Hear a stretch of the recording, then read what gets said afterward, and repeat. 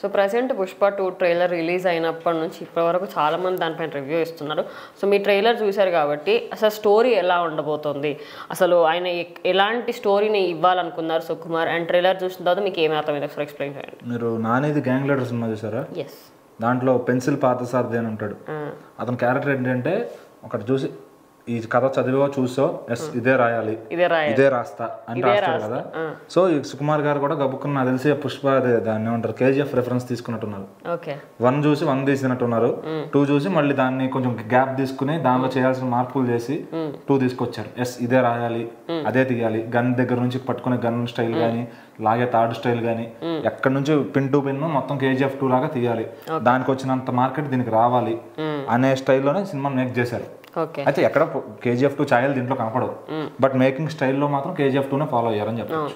అంటే పోస్టర్స్ దగ్గర నుంచి కూడా చూసుకుంటే ఏదైతే పోస్టర్ గన్ పట్టుకున్న పోస్టర్ ఉందో దాన్ని కూడా కొంచెం సిమిలర్గా ఉంది అని చెప్పేసి అన్నారు. అంటే ఫస్ట్ టీజర్ వచ్చినప్పుడు ఇదేదో సెన్సేషన్ క్రియేట్ చేయబోతున్నారు ఆ సినిమా, ఎందుకంటే ఆ లేడీ గెటప్ అదంతా ఆ జాతర సీన్ అది చూసేసరికి ఇదేదో సెన్సేషన్ క్రియేట్ చేయబోతుంది అనుకున్నారు. బట్ ట్రైలర్ చూస్తే అది ఎటో సైడ్ ట్రాక్ వెళ్ళిపోయింది. ఓకే, అంటే ట్రైలర్ చూసిన తర్వాత క్లియర్ కట్గా అర్థమవుతుంది. అంటే ఆయన ఫస్ట్ పార్ట్లో ఏదైతే కొంచెం దీన స్థితిలో ఉండి ఆ టైంలో ఎర్రచందనం స్మగ్లింగ్ అవన్నీ చేసి కొంచెం హై అయిపోయి రిచ్ అయిపోయడం, ఇప్పుడు బాగా రిచ్ అయిపోయి అందులో డైలాగ్స్ కూడా పుష్ప అంటే నేషనల్ అనుకున్నావా ఇంటర్నేషనల్ అని డైలాగ్స్ చూస్తుంటే ఇంటర్నేషనల్ లెవెల్లో కూడా ఆయన మొత్తం ఈ స్మగ్లింగ్ ఈ ఎర్రచందనం స్మగ్లింగ్ ఇవన్నీ చేస్తున్నా క్లియర్గా అర్థమవుతుంది. సో మీరేమంటే బేసిక్గా ఇక్కడ మనం చూడాల్సిన కథ ఏంటంటే మన ట్రైలర్లో చూపించినట్టు మాక్సిమం కథ చిన్నపిల్లడుగా మళ్ళీ చూపిస్తాడు ఫ్లాష్ బ్యాక్.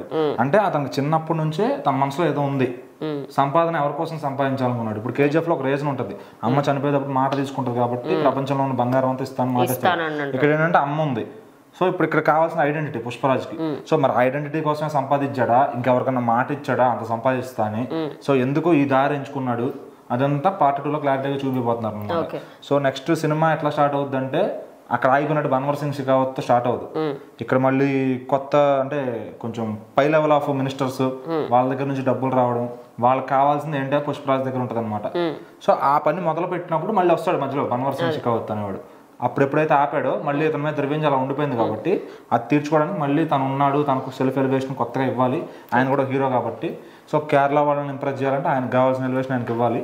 సో ఖచ్చితంగా. కానీ ట్రైలర్ చూస్తే మాత్రం నిజం చెప్తున్నా, లైక్ ఓవరాల్ ట్రైలర్ ఓకే, నేను ట్రైలర్ మొత్తాన్ని ఏమంటలే, బట్ ఫాజ్ని చాలా అంటే చాలా దారుణంగా చూపించడం జరిగింది. అంటే ఆయన ఏదో కామెడీ పీస్ లాగా చూపించినట్టు నా ఫీలింగ్. అదే అంటుంది. ఇప్పుడు ఫాజ్ గారిని ఫస్ట్ నుంచి అట్లా ఆయన ఎందుకు తీసుకొచ్చా, ఫస్ట్ సినిమా చూస్తున్నప్పుడే ఇక్కడతో అయిపోయింది కదా, హ్యాపీ అయ్యాడు కదా పుష్ప అనుకునే లోపు మళ్ళీ ఫాజ్ గారి స్టోరీని ఒక 20 నిమిషాలు అరగంట ల్యాగ్ చేసి ఆ సినిమాని డ్రాగ్ చేశారు తప్పించి ఏదో కామెడీగా పెట్టారు. అతను విలనిజం లాగా ఎక్కడ కనిపించదు అనమాట. సో ఇంకా మీకు దాంట్లో రావు రమేష్ విలన్ అయిపోయింటే రొటీన్గా ఉన్నా బాగుండేది. దాన్ని ఇంకా ఎక్స్టెండ్కి తీసుకెళ్ళి పార్ట్ 2 కోసం ఎక్స్టెండ్ చేయడం అనేది. ఇంకోటి ఏంటంటే అంటే మనం అనుకుంటాం కదా, ఇప్పుడు సునీల్ క్యారెక్టర్ కొంచెమైనా ఉంటుంది, లేకపోతే అనసూయ క్యారెక్టర్ ఏమన్నా ఉంటుంది, లేకపోతే ఆమెనే విలన్ చేసినా బాగుండు అని. కానీ సినిమా మొత్తం అనసూయ రావమ్మ మెరుపు దిగనట్టు వచ్చి వెళ్ళిపోయింది. వాళ్ళు చాలా క్యారెక్టర్స్కి అక్కడ స్పేస్ ఇవ్వలేదు, ఎందుకంటే సినిమాలో ఉండొచ్చేమో ఆ స్పేస్ అంతా. మెయిన్ హైలైట్ ఓన్లీ రష్మిక చేసినట్టు అనిపించింది. మనకు ట్రైలర్ లో జగపతి బాబు గారు అనిపించారు, ఫస్ట్ పార్ట్ లో ఆయన లేరు. సో ఇక్కడ ఏమర్థమవుతుందంటే రావు రమేష్ కన్నా పై స్థానంలో జగపతి బాబు గారు ఉన్నారు. ఆయన ఏమంటాడు, ఇదేంట్రా పవర్ కి భయపడలేదు, డబ్బులకి లంగట్లేదు అని చెప్పి అంటాడు అనమాట. ఎందుకంటే పుష్ప ఆల్రెడీ అన్ని చూశాడు, డబ్బులు చూడనోడు కాదు, అతను ఎదిగే క్రమంలో ఉన్నాడు. అతను ఎదగడం ఏంటనేది ఎక్కడ ఆగుతాడు మళ్ళీ పార్ట్ 3 ఉంటుందా అనేది తెలియదు. సో అతను ఆల్రెడీ విలేజ్ స్థాయి నుంచి చెన్నై కలకత్తా అది ఇదని చెప్పి స్థాయికి వచ్చాడు. ఇప్పుడు ఆల్రెడీ రాష్ట్రాలన్నీ పోగా తన చేతిలో ఉన్నాయి కాబట్టి ఈ దేశంలో ఉన్న బ్రోకరేజ్ ని అవతల దేశంలో ఉన్న వాళ్ళని కలుపుకొని అతను బిజినెస్ చేస్తాడు. అతనికి ఎండ్ ఆఫ్ ద డే అతను కావాల్సింది మనీ, అతను రిచ్ అయిపోవాలి. అంటే నాకు ట్రైలర్ చూసినప్పుడు కొన్ని పాయింట్స్ ఏమనిపించినంటే రష్మిక మందన అంత హైప్ చేస్తున్నారు కదా, నిజానికి రష్మిక మందన క్యారెక్టర్ ఎక్కువసేపు ఉండదేమో నా ఫీలింగ్. ఎందుకంటే ఆ ఏదో డైలాగ్స్ వినిపించినాయి, ఆ డైలాగ్స్ మట్టుకే చోట బరియల్ గ్రౌండ్ సీన్ వస్తుంది, ఎవరినో కాల్స్తున్నట్టు. చాలా మంది ఏమంటున్నారంటే అక్కడ రష్మిక చనిపోవచ్చు అంటున్నారు, లేదంటే ఎవరన్నా పార్టీ పెద్ద ఒకళ్ళు చనిపోతే ఆ సీన్, ఎందుకంటే అందరు గొడుగులు పట్టుకుని ఉంచుంటారు అన్నమాట. అండ్ అదే విధంగా ఎర్రచందనంతో కాలుస్తున్నారు అక్కడ, అది క్లియర్ గా అనిపిస్తుంది. మరి అంత హెవీలో అంత పొలిటీషియన్ ఆర్ విలన్ ఎవరన్నా అవ్వచ్చు, పుష్పకి కావాల్సిన వాళ్ళు. అక్కడ ఉంది మటుకు పుష్పకి కావాల్సిన మనిషే. అది అక్కడ వైఫ్ ఉందా, మదర్ ఉన్నారా, లేదంటే ఒక పొలిటీషియన్ ఉన్నారా అనేది సినిమా చూసి తెలుసుకోవాలి. సో ఇక్కడ కథ ఏం చెప్తుందంటే తను ఆల్రెడీ స్టెప్ బై స్టెప్ ఎదుక్కుంటా వచ్చి ఇప్పుడు రాష్ట్రాలను పోగేసి దేశానికి ఇప్పుడు చైనాను బ్యాంకాక్ అయితే వెళ్తున్నాడు, అక్కడ కెసినోలు ఆడుతున్నాడు. ఎందుకంటే ఈ స్థాయి నుంచి ఆ స్థాయికి వెళ్ళాడు, డెవలప్మెంట్ అయితే కనపడుతుంది. సో దానికి తగ్గ మెయింటెనెన్స్ అక్కడ సినిమాలో ఉంటుందా బాడీ లాంగ్వేజ్ లో అంటే లేదు. ఫ్లైట్ కొన్నాడు కానీ ఇక్కడ దాన్ని ఏమంటారు, మనం గోంగూర పచ్చడి తీసుకెళ్ళి ఎంత బౌల్ వేసినా గోంగూర పచ్చడి అదే టేస్ట్ లో ఉంటుంది అన్నట్టు. సో ఆయన ఎంత ఫ్లైట్ లో దిగినా కూడా బాడీ లాంగ్వేజ్ మారట్లా.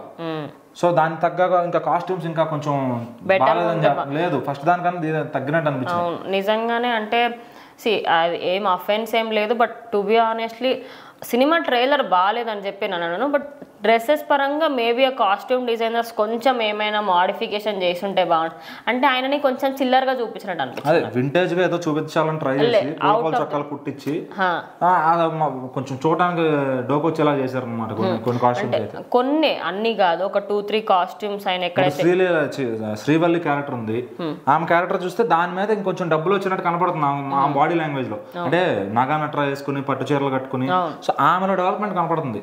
బట్ పుష్ప మాటకి ఇంకా అదే అంటే తన గ్రౌండ్ లెవెల్ లో ఉంటాడని చెప్పడానికి అయి ఉండొచ్చు బహుశా. మేబీ అంటే ఎంత సంపాదించినా కూడా నేను అక్కడ ఎట్లున్నా నేను ఎక్కడి నుంచి వచ్చినా అంతే ఉంటానని చూపించాలనుకుంటున్నారు.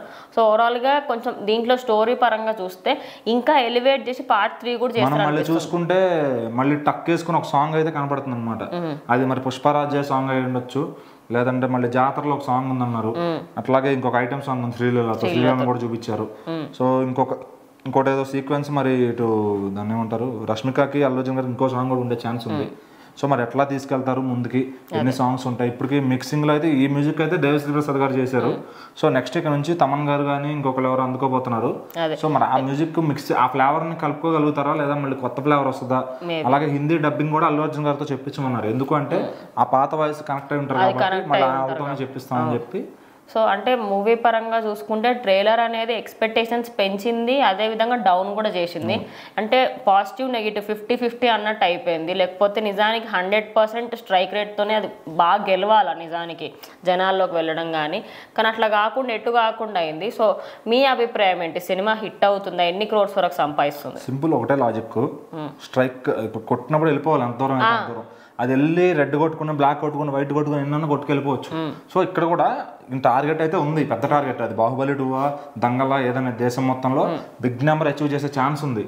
బట్ ఎక్కడైనా ఆ స్ట్రైకర్ తప్పింది అనుకోండి, ఫస్ట్ రోజు ఆగిపోద్ది సినిమా. ఏందనేది దానికి ఛాన్స్ ఉంది.